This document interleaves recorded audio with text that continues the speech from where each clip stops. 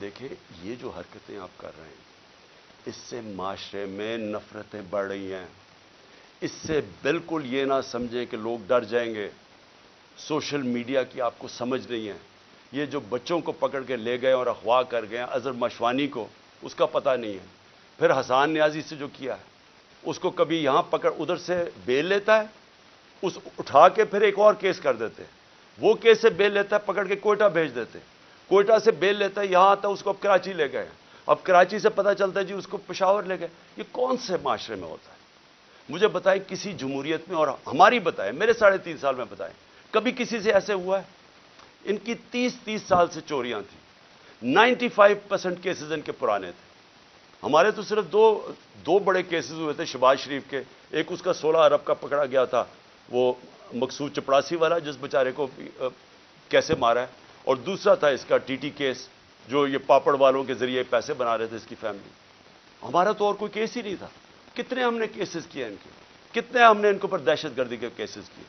تو یہ جو ہمارے اوپر کیسز کر رہے ہیں، مجھے بتائیں اس کی کبھی کسی جمہوریت میں کوئی مثال ہے؟ اور مجھے سب سے افسوس کیا ہے کہ ان کے پیچھے پاکستان کے وہ لوگ ہیں جو اپنے آپ کو نیوٹرل کہتے ہیں. اور میں ان کو یہ کہنا چاہتا ہوں کہ کیا آپ کو نظر نہیں آ رہا کہ قوم ان کی وجہ سے آپ کے خلاف ہوتی جا رہی ہے؟ کیا نظر نہیں آ رہا؟ اور کیا یہ کوئی کنٹرول کر سکتا ہے؟ میرے ٹویٹر کے اوپر تقریباً 1 کروڑ کوئی 70 یا 80 لاکھ فالوور ہے. کیا میں ان کو کنٹرول کرتا ہوں؟ مجھے پتہ ہے وہ کون ہے.